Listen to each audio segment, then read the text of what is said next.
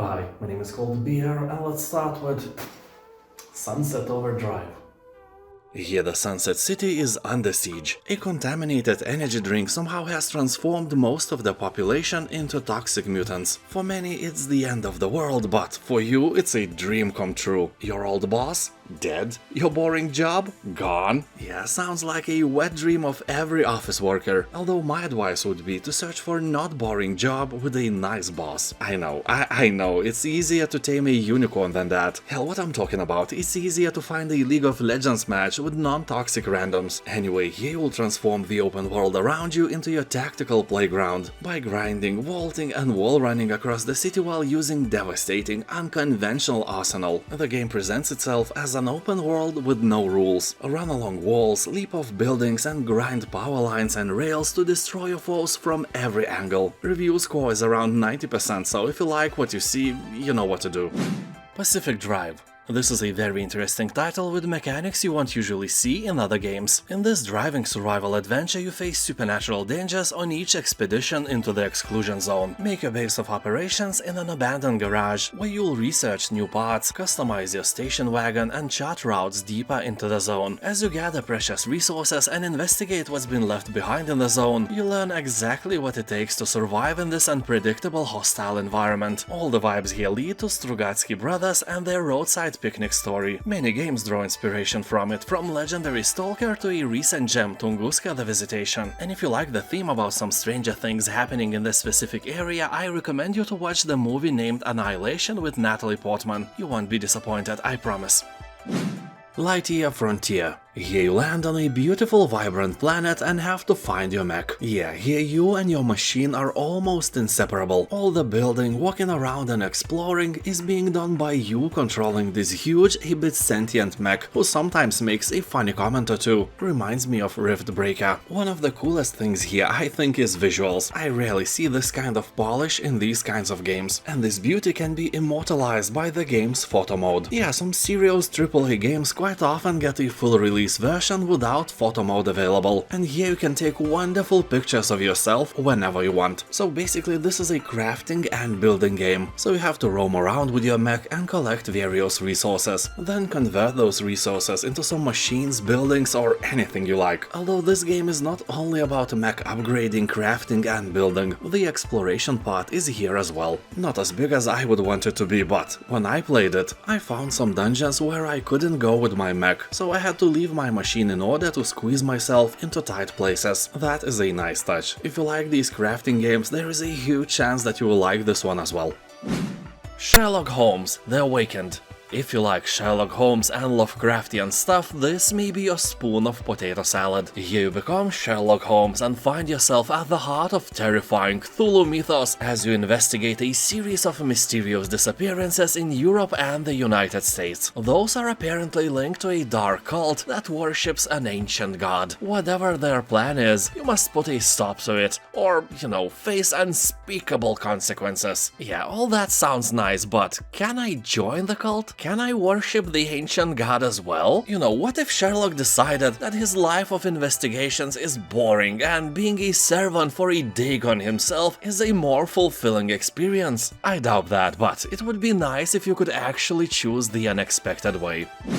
Watch Dogs 2. You will play as a brilliant young hacker living in the San Francisco Bay Area. You will team up with a notorious group of hackers to execute the biggest hack in history. Take down an invasive operating system being used by criminal masterminds to monitor and manipulate citizens on a massive scale. So you are a good guy after all, not like baddies who hack potato salad recipes and add pineapple to them. A pinch of salt, 1 spoon of mayonnaise, 2 chopped potatoes, 7 unpeeled pineapples. That is horrible. Anyway, here you can explore the dynamic open world full of possibilities. Hack into every connected device and take control of the city infrastructure. You will develop different skills to suit your playstyle and also upgrade your hacker tools, RC cars, quadcopter drone, 3D printed weapons and much more. People on Steam are saying that here you can actually watch dogs. Also, people are recommending to buy a bit more expensive gold edition instead of a base game to get all the goodies and DLCs. Manor Lords. I remember when I saw the Manor Lords gameplay trailer for the first time and I learned the fact that it was developed by one man, I was really skeptical. You know, how can an indie game created by one dude look better than Age of Empires 4? It seemed absolutely impossible and reeked of scam, but I was obviously wrong. Also, I'm sure that he got some help after he coined a publisher, which is Hooded Horse, one of the coolest publishers around. So Manor Lords is a wonderful city builder with elements of war. The visuals of the game are great, especially when you zoom in and see all that beautiful grass, all that beautiful graphic cards melting grass. Yeah, my PC froze a few times while I was playing a demo on ultra graphics. Also, I was recording a video in 4K at the same time, so it may have something to do with that as well. The goal of the game is to build a fully functioning medieval city. You start by building a hunting lodge, wood-cutting structures, peasant huts, all that necessary trifle, and you end up with a huge prosperous city of ColdBeer.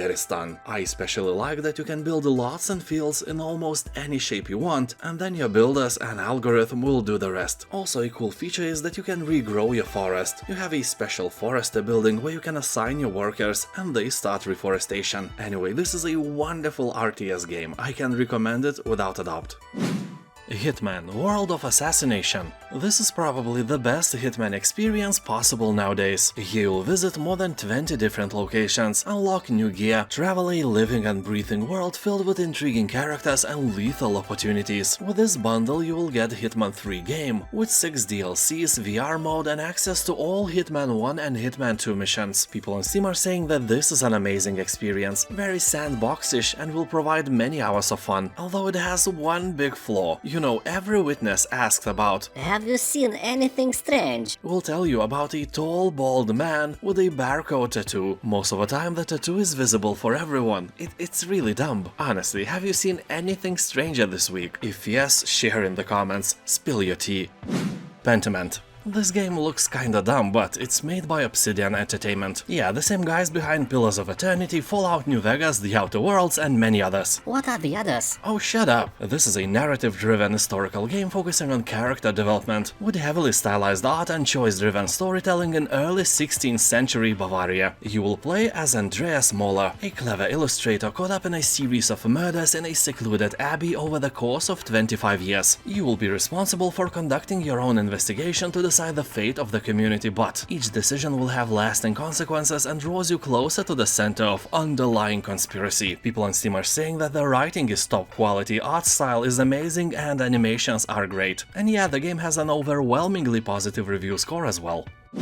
Pillars of Eternity Definitive Edition. You can't find this one in the search bar. You have to click on a simple Pillars of Eternity release and then you will find a bundle here. This is a great deal. For this price you will get the main game and all the DLC, so you'll have a complete game in one package. Pillars of Eternity is a great title, and if you like classic Baldur's Gate or Icewind Dale games, you probably have heard about the game already. Pillars came to life after an unbelievably successful Kickstarter crowdfunding campaign, which raised more than $4 million. That is 4 times more than you have face mites now crawling on your face. Yes, this is a wisdom you never wanted to possess. Now go and share it with your family members, don't be alone in this. So in Pillars of Eternity you become a hero and save people from a scary phenomenon known as Hollowborn. People are being born without a soul. Well, I guess that everyone is affected except people with specific hair color. You know, you can't lose what you don't have. Second part of the game is also discounted, but they are kinda similar in graphics and story quality, so if you never played the first part, don't skip it. We Happy Few. This is the tale of a plucky bunch of moderately terrible people trying to escape from a lifetime of cheerful denial. In this alternative 1960s England, conformity is key. You'll have to fight or blend in with the drug-addicted delusional inhabitants, most of whom don't take kindly to people who won't abide by their not-so-normal rules. In other words, you are in the world of psychos, and you have to stay alive somehow. Reminds me of good old school days back in my youth in a fresh post-Soviet Lithuania. So here you'll discover the city's dark history as you play through the intertwined narratives of 3 rebellious citizens, each with their own strengths and weaknesses. Although many people are displeased about the change of narrative, for most of us jumping from one character to another is too big of a change and is annoying, so keep that in mind. Hellblade: Senua's Sacrifice.